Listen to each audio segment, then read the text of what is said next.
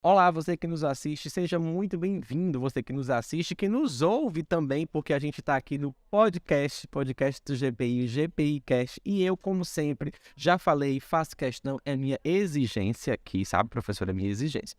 Eu só converso com gente top. Só converso com gente top. Quem é que eu tenho que conversar esse mês? Deixa eu ver aqui. Não, só quero gente top. Por isso que hoje, mais uma vez, estou super bem acompanhado, porque eu já falei, eu sou exigente. Quem conversa comigo aqui hoje, quem eu tenho a honra de conversar, falei pra ela, é um bate-papo, não é uma entrevista, vocês sempre sabem. Quem acompanha aqui o GP, a gente não faz entrevista, a gente faz bate-papo, é sempre muito gostoso conversar com esses profissionais, com esses professores, com esses coordenadores, e hoje nós temos uma coordenadora aqui conosco, professora Aline Rodrigues Araújo. Seja muito bem-vinda, coordenadora da nossa pós em microbiologia clínica. Seja bem-vinda a esse espaço, porque bem-vinda no GPI você já é, você sabe. Bem-vinda das nossas lives você já é, você sabe. E agora inaugurando aqui o GPI Cast. Então, seja bem-vinda, pode dar um alô, um olá aí para os seus alunos. Ela chegou aqui no GPI e o pessoal já fica olhando, ó, uma professora, ela é famosa também, sabe? Que eu só entrevisto gente famosa e gente top aqui.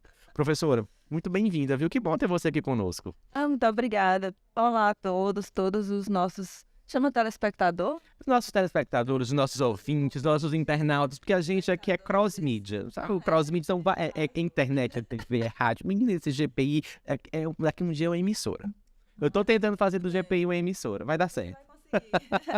Então, eu gostaria de saudar a todos os nossos ouvintes, telespectadores, espectadores, agradecer o convite do Instituto GPI e dizer que é um prazer estar aqui conversando, né? Essa conversa com o Neemias, para a gente falar um pouco sobre microbiologia. Menino, vamos falar sobre microbiologia, inclusive porque tem pergunta que mandaram no nosso Instagram. Já já a gente fala sobre isso, mas eu decidi, a gente decidiu falar, os meninos, quem acompanha aqui o GPI Cast sabe. A gente está sempre falando, quando eu vou convidar o professor, conversar com o professor, vamos fazer um bate-papo no GPI Cast, e aí eu sempre deixo o professor muito à vontade para a gente falar sobre o assunto que o professor deseja falar. E quando eu fui conversar com a professora Aline, professor, do que a gente vai falar? Qual vai ser o nosso bate-papo? E, obviamente, Aline, vamos falar sobre resistência bacteriana. E o engraçado é que assim, é um tema que eu tenho muita dúvida, porque eu sempre falo, sou jornalista, não sou da área da saúde, sou comunicador, então a gente acaba tendo muitas dúvidas sobre todas as áreas e por entrevistar várias pessoas, fazer um bate-papo, a gente acaba pegando um pouquinho de conhecimento aqui e acolá de você, vai aprendendo um pouquinho. Mas sobre resistência microbiana, perdão, sobre resistência microbiana, eu não sei nada. Então, eu que não sei nada, estou muito bem acompanhada aqui da pessoa que sabe tudo. E ela disse, Neemias, vamos falar da resistência microbiana como um problema mundial. E é isso que eu quero saber. Primeiramente, diga, seus alunos são feras nisso, a gente já sabe. Mas você está falando agora para o Neemias, que não é da saúde. E para os telespectadores, espectadores, internautas do GPI, que tem muita gente que assiste, tem os internautas, as pessoas que assistem a gente e que estão pensando em fazer uma pós. Então pode ser alguém da área da saúde, está pensando, eu vou fazer uma pós, eu quero conhecer mais o universo do GPI, ou então talvez, e acontece, você ter alguém que está fazendo determinado curso e, eu acho que eu vou para a área da saúde, deixa eu conversar um pouquinho mais com quem sabe, deixa eu beber um pouquinho dessa fonte. Pode ser que alguém esteja vendo esse nosso bate-papo e queira, não, acho que eu vou assistir aquela entrevista ali sobre resistência microbiana com aquela professora, ver do que trata esse tema. Então, antes de começar, para mim, que não sei de nada do assunto, quando a gente fala em resistência microbiana, o que é isso? Então, eu acho até que é um assunto que vem sendo mais abordado agora, após a pandemia, né? Sim. A gente ainda estamos na pandemia ainda, mas... Eu nunca sei se a gente já passou, se a gente ainda tá, continuo preocupado. Os Estados Unidos, eles não estão mais em alerta, né, de saúde pública, mas a gente ainda tem casos de Covid, acho que a gente pode considerar que ainda estamos na pandemia, né? Com menos mortes, menos casos. Graças a Deus. E a ciência, a gente tá podendo viver melhor, né? Voltar a interagir. Certeza. E tentar aquela nossa vida normal. Claro que tem coisas que não voltam mais ao normal. Inclusive essa abertura para um mundo mais digital, para a gente se comunicar de uma forma mais digitalizada. Foi algo positivo dentro de toda essa negatividade, dentro do caos que a gente passou. E aí a resistência microbiana, eu coloquei esse título microbiana justamente para a gente não ficar só nas bactérias, a gente trazer também um pouco desse problema em relação aos fungos, os próprios vírus que a gente vê. Muito questionamento, eu já tomei uma dose da vacina, por que que eu tenho que tomar outra? Então eles vão se modificando e vão se tornando resistentes a determinadas formas de tratamento. E a gente também tem que se atentar para a gente sobreviver a isso, né? Porque são doenças infecciosas que a gente precisa ter um tratamento, muitas delas são letais, então você vai, às vezes você está com um determinado problema de saúde que prejudica a tua imunidade, então você vai hospitalizado e lá no hospital pode adquirir uma infecção e quando o médico faz o tratamento não obtém o sucesso. Então, nesse momento, você pode estar sendo acometido por um micro-organismo resistente. Pode ser uma bactéria ou um fungo. Nesse caso que eu estou falando, geralmente essas duas classes de micro-organismos, né? Bactérias, fungos. E aí você se depara com um problema a ser resolvido. A gente tem que conversar sobre isso, tem que divulgar mais, tem que estudar mais sobre isso para que a gente consiga se antecipar a tentar, né? Pelo menos, porque os micro-organismos são muito A danados. gente pode se antecipar, a gente pode pelo menos tentar. Como é que seria esse caminho aí? Assim, a gente não tem conseguido muito se antecipar. Por quê? O que acontece? A gente pegar uma linha do tempo do desenvolvimento de antimicrobianos, todo mundo chama assim antibiótico, vamos dizer assim, mas a gente chama...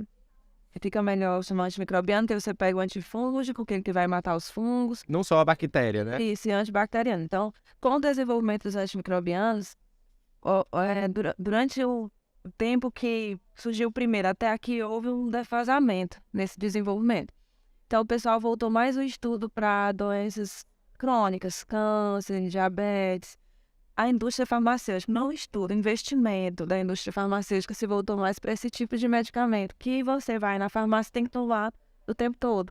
Antihipertensivo. Inclusive, é um parênteses, né, para a indústria farmacêutica e aos profissionais da farmácia. Eu falo em específico dos profissionais da farmácia, mas profissionais da saúde como um todo, falando em pandemia, no caos que foi vivido no início da pandemia. Mas a indústria farmacêutica, me parece, professor, que ela teve uma atenção. Se a gente conversou já com o professor Manuel Soares, em outros bate-papos aqui, mas parece que foi dada uma atenção maior, se eu não me engano, se me permite, os profissionais da saúde, a atenção devida para a área da farmácia e a indústria farmacêutica, não é? Principalmente, sobretudo, nessa época da pandemia. Então, quando você fala de, por exemplo, a gente está aqui falando de resistência microbiana, de medicamentos que vão combater a fungos, bactérias e tal. É inevitável, eu, que não sou da área da saúde, volto a dizer, perceber, porque foi perceptível o quanto que parece que os profissionais da saúde como um todo, estou destacando aqui porque você mencionou a questão da indústria farmacêutica, mas os profissionais da saúde como um todo, eles tiveram um olhar diferente. Eu falo do ponto de vista da sociedade mesmo. Nós, enquanto sociedade, parece que a gente percebeu que a gente não vive sem vocês. Isso é verdade. Também em meio ao caos, a gente pôde resgatar um pouco do falar sobre ciência, sobre o desenvolvimento de medicamentos, sobre a importância desses profissionais que estão estudando, desenvolvendo novos medicamentos, novas vacinas. Então, acendeu uma luz novamente para isso que estava um pouco obscuro. E a sociedade já estava achando que não tinha importância nenhuma de repente. Apesar de todo mundo usar a tecnologia que depende, que é uma coisa mais comum, que está na casa de todo mundo, usar um remédio. Mas também foi estudado, foi pesquisado, assim como a pesquisa científica da sua área. Vem de pesquisa científica, aquele medicamento que você toma, o simples AS que você toma, vem tudo de pesquisa. Então, às vezes a pessoa usa e não se dá conta de que isso precisa ser valorizado, defendido, para que não se acabe. Então, a gente precisa, assim, desse apoio social também, porque senão você começa vai achando que não faz sentido aquilo que você está fazendo, quando é muito necessário. Então, é super importante também para que a ciência, a pesquisa tenha mais também, aqui no Brasil, principalmente mais investimento.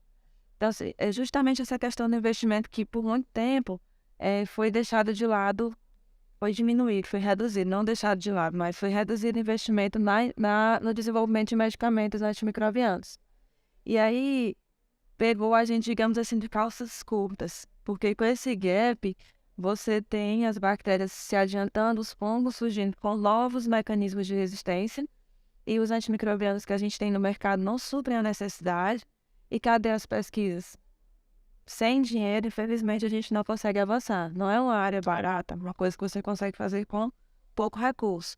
Então, há algum tempo antes da pandemia, as sociedades científicas já haviam alertado que seria um problema grave, esse problema da resistência, e que quando a pessoa fosse fazer uma cirurgia simples, a profilaxia poderia não funcionar. Porque antes de fazer a cirurgia, o médico faz uso de medicamentos antimicrobianos para que aquela cirurgia não contamine. E aí, dependendo do grau de resistência microbiana, esse processo também poderia ficar complicado, de tão grave que o problema é. E quando veio a pandemia, isso piorou a situação. Então, se você tinha uma previsão de daqui a 50 anos, a gente vai ter uma pan-resistência, daqui a 100 anos, isso foi adiantado, porque todo mundo começou a tomar antibiótico indiscriminadamente, digamos assim. Fazer uso de medicamentos que não serviam efetivamente para o problema que estava posto, que era a Covid. Uma automedicação aí. Era um problema, por isso que a vigilância acabou proibindo nas farmácias, nas drogarias, a dispensação do antibiótico sem receita, né? Foi proibido. Quando era pequena, você ia lá e comprava. Só chegar e comprar. Só chegar e comprar. Aí agora não, dependendo do lugar, você ainda consegue, né? Com a clandestinidade, mas isso é proibido. Hoje você só consegue comprar antibiótico com a receita. Isso já foi uma medida que se tomou para tentar diminuir, controlar os casos de... Porque senão, como que estaríamos hoje, né? Nessa situação, com essa proibição, hoje você só consegue comprar um antibiótico, por exemplo, com a receita. E a situação tá do jeito que a gente está ouvindo aqui da professora. Imagina se ainda tivesse assim livre. O caos. Então você consegue ver o que acontece. As bactérias, elas estão sofrendo, e os fungos também, uma pressão seletiva. Toda vez que você toma um medicamento, se não for o ideal para aquela infecção que você está utilizando, para aquela doença que você tem... O micro-organismo vai se fortalecendo? É verdade isso? É verdade. Porque a gente ouve bastante da nossa mãe. Eu digo assim, porque eu não sou da área da saúde, sempre falam que... E minha mãe sempre dizia, eu quando era criança, tinha que tomar um antibiótico, por exemplo, a gente está falando aqui de antibióticos, acaba que a gente... Acho que eu tomei mais antibióticos do que algum antifúngico, por exemplo. E a mãe sempre dizia, tem que terminar o ciclo do remédio, porque senão a bactéria fica mais forte. Isso é verdade? É assim, você acaba selecionando os mais fortes daquela população. Digamos que você tem várias bactérias ali, ou fungos fazendo aquela infecção, e aí você vai estar tomando antibiótico e aí os mais fracos vão morrendo, digamos assim. Só que você tem que fazer aquela posologia completa, conforme o médico passou, para que você obtenha sucesso total. E aí você para no meio do tratamento. Alguns ali que eram mais fortes, que tinham algum certo nível de resistência, eles vão se multiplicar. E vão formar, então, uma população de micro-organismos mais fortes. Entendeu? Você acaba selecionando aquela criatura ali que é mais forte, que é resistente, e você deixa de ter uma população de micro-organismos sensíveis e passa a ter uma população de micro-organismos. Por isso que é bom essa conscientização, né, professora? Assim, a questão da educação em saúde. Quando eu falo na educação em saúde, não é eu que sou jornalista vir fazer um curso da saúde. Não. Eu até posso, se quiser, enfim. Mas é essa conscientização social mesmo. É a questão da panfletagem, é a questão de uma rede social voltada para isso, é a questão dos profissionais estarem nas TVs, nos portais, nos jornais, alertando a população. Isso tem que ser público. As pessoas precisam saber esse tipo de informação. Porque eu, por exemplo, falei de tantas coisas do mundo da saúde que eu não sei, e nem saberei, mas essa, por exemplo, era algo que minha mãe dizia desde criança. Mas quanta gente que não sabe disso? Quanta gente que toma um antibiótico, por exemplo, 3 dias depois se sente melhor?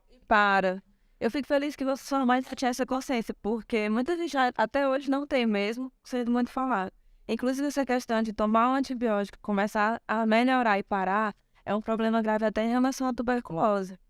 E voltou com tudo agora, pós-pandemia, e a gente tem... Olha aí uma informação preocupante. Preocupante, principalmente pacientes que estão imunodeprimidos, pacientes que são HIV positivos. Então, a gente tem que ficar de olho nessa doença que o SUS dá o diagnóstico, dá o tratamento e a gente tem níveis crescentes dela acometendo as pessoas. Então, o tratamento é demorado e o paciente começa a fazer o tratamento, ele tem uma melhora ali, logo que ele começa. E aí ele para de fazer o tratamento. É importante que as pessoas tenham isso em mente. Não se deve parar o tratamento antes do tempo, porque isso pode prejudicar e tornar aquela bactéria, aquele micro-organismo resistente. E aí você vai voltar com o tratamento e ele pode não funcionar mais. Professor, eu fico feliz sempre com um profissional. Aqui a gente sempre conversa com os profissionais do GPI, os professores, coordenadores, como é o seu caso. E eu sempre percebo que há uma preocupação humana, não somente uma preocupação no viés educacional, que acaba refletindo também, não somente uma preocupação do ponto de vista profissional-paciente, que muitas vezes é profissional, é paciente, que é cliente, né?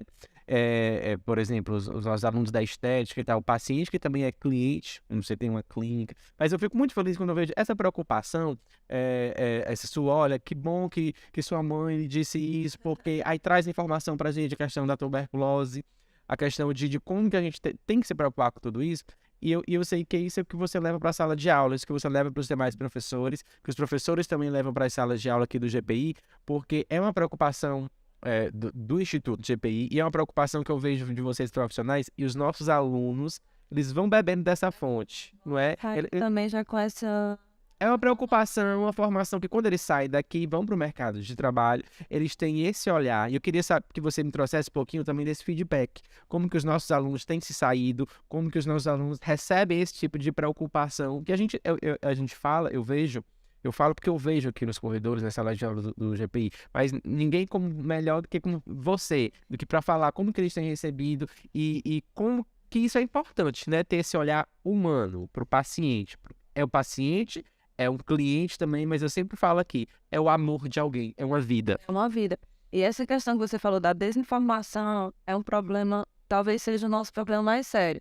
E como você falou, no meu tempo, por exemplo, a gente tinha diarreia, mas a gente queria usar um antibiótico. Hoje a gente já sabe que em crianças a maioria das diarreias são causadas por vírus, então não se deve tomar assim, um antibiótico aleatoriamente. E aí a gente vai trazendo o conhecimento para os nossos alunos e também dessa forma aqui para outras pessoas, que a gente consegue atingir um número maior de pessoas. E esse conhecimento, ele é multiplicado, porque cada aluno ele consegue repassar aonde ele vai. Sem beber da fonte, como você falou, sem essa preparação e o conhecimento que a gente traz clínico, científico para o aluno, a gente vai perdendo, como se fosse, vai perdendo soldados nessa guerra. Porque eu considero que seja uma guerra, apesar de algumas pessoas pensarem assim, os micro-organismos eles evoluem muito mais rápido que a gente. Então, será que a gente vai ganhar essa guerra? Mas independente de ganhar ou de perder, a gente precisa lutar. E aí a gente precisa de soldadinhos treinados, a gente precisa de soldados, de pessoas com conhecimento nessa área de microbiologia. E é uma área bastante carente, por isso que a gente vê muita besteira acontecendo por aí. Então, quando eu vejo os alunos, a questão de coordenar pós de micro, de acreditar no projeto do Instituto GPI, para mim foi mais que um trabalho, é um propósito, porque eu sinto falta de colegas qualificados nessa área. Eu sinto falta de profissionais qualificados nessa área que possam trazer qualidade. Por exemplo, você vai no interior do Piauí, isso pode acontecer nos outros estados também, como eu moro aqui. A gente fala da nossa realidade. Você não tem um laboratório de microbiologia que vai liberar o resultado da cultura de urina ali em tempo do médico confirmar ou não o tratamento. O que isso vai favorecer? Vai favorecer que o médico faça o tratamento empírico, ou seja, sem saber qual é o micro-organismo e qual antibiótico ele é suscetível, ele vai morrer com qual antibiótico. Então ele vai usar algum, porque ele tem que tratar o paciente dele, o paciente está ali com infecção urinária, é super incômodo, às vezes tem sangue, tem muita dor, prurido, ardência. E aí ele precisa tratar o paciente. E você não tem microbiologistas por aí. Você tem um laboratório de análises clínicas, você encontra mais facilmente um hematologista, uma pessoa que faz hematologia bioquímica, mas dificilmente um microbiologista. Olha, professora... Contribui para o problema que a gente está passando. Com certeza, não, eu imagino. Você falando, a gente entende, a gente visualiza essa questão. A gente tem uma pergunta do Instagram, até abrir aqui para a gente ver. A gente tem divulgado as nossas conversas, nossas lives, nossos episódios de podcast previamente, e aí os alunos, que os seguidores do GPI, sempre vão lá e mandam algumas perguntas. A pergunta é do seguidor Gabriel Frota. Ele pergunta quais são as principais dificuldades para quem está começando na bancada de micro. Quais são as principais dificuldades para quem está começando na bancada de micro? Também quero saber. Obrigada, Gabriel, pela pergunta. As principais dificuldades são a microbiologia é cheia de detalhes. Então, quando você está começando na bancada, você vai ter que se adequar desde a postura dentro do laboratório, em se tratando de amostras que são potencialmente contaminadas, que você também pode se infectar e você já vai ter que mudar desde a sua postura de se comportar no laboratório e ter bastante conhecimento. Então, para que a pessoa comece a atuar no laboratório de microbiologia, ele vai precisar de ter um conhecimento técnico e de atualização constante. Então, você não vai pensar, eu vou ser microbiologista, vou ganhar dinheiro e não vou estudar nunca mais. Primeiro que acho que isso acabou, né? Não existe. Se existiu, não é mais a realidade de hoje. Você não consegue mais ter um sucesso profissional hoje se você resolver estagnar a questão da atualização do conhecimento. Mas a micro tem muitos detalhes que o profissional, o aluno que vai iniciar, ele precisa estar atento. Eu acho que isso é o principal desafio. E assim, para quem trabalha com micro, é muito trabalhoso em si. Dependendo do laboratório que você vai iniciar na bancada, se você tiver que preparar meio, preparar material, aí já dá um... Se a pessoa for um pouco preguiçosa, vai dar uma desanimada. Mas quando você vê os micro-organismos crescendo, é quando você consegue resolver o problema de alguém, de liberar ali um resultado que o médico vai tratar o paciente, salvar aquela vida, isso tudo é muito gratificante. Então, toda essa questão de ser trabalhoso, de você ter que ter esse preparo técnico-científico para atuar na bancada, se torna pequeno diante da contribuição que você consegue devolver para a sociedade, né? Tem que estudar bastante. Cada micro-organismo vai ter sua característica, então você tem que ter ter em mente ou ter um material bom que você consiga recorrer para saber que meio que você vai semear a amostra, que maneira você vai semear, que quantidade, às vezes é quantidade, que antibióticos você vai utilizar, então você tem que estudar os documentos, que a gente é guiado no laboratório por documentos padronizados, então você tem que saber estudar esses documentos para você utilizar as técnicas de forma adequada e liberar um laudo de qualidade, né, o seu paciente. Eu acho que foi super respondido, né, Gabriel? Olha, eu fiquei satisfeito, tá? Professora, muito obrigado. Obrigado por responder a pergunta do nosso seguidor no Instagram, Gabriel. Obrigado por estar aqui com a gente hoje. Foi uma contribuição excelente. Quero dizer para você que é só a primeira, tá? Primeira vez que você está aqui. Depois você vai voltar mais vezes. A gente vai conversar mais sobre mais temas aqui. Envolvendo a microbiologia clínica, envolvendo outros assuntos desse universo. Vocês viram aí, nessa resposta dela, da pergunta do seguidor, tanto de coisa, quantos mundos existem no mundo do universo da micro. Então, professora, muito obrigada. Aqui, só agradecimentos. Obrigado, viu, pela sua participação. Volte mais vezes, viu? Eu espero que vocês gostem e... Certeza. Pode convidar que a gente venha aqui trazer mais informação para que a gente consiga combater a desinformação e também para que vocês se apaixonem junto comigo pela microbiologia. Eu já estou me apaixonando pela microbiologia aqui, tá? Será que eu vou ser aluno dela um dia? Aguarde. Professora, mais uma vez, muito obrigado. E vocês, a todos vocês que nos assistem, que nos escutam aqui no GPI Cash, muito obrigado. E até a próxima, que eu vou estar com outra autoridade dessa aqui, viu? Tchau, tchau.